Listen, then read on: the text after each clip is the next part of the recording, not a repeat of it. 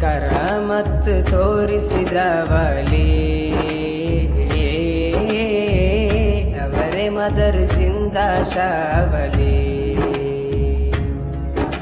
ತುಂಬ ನೊಂದ ಹೃದಯವಿಂದು ತಮ್ಮ ಜಾರಕ್ಕೆ ಬಂದಿದೆ. ನೋವಿನಿಂದ ಬಂದ ಮನಕ್ಕೆ ಪರಿಹಾರವೂ ಸಿಕ್ಕಿದೆ.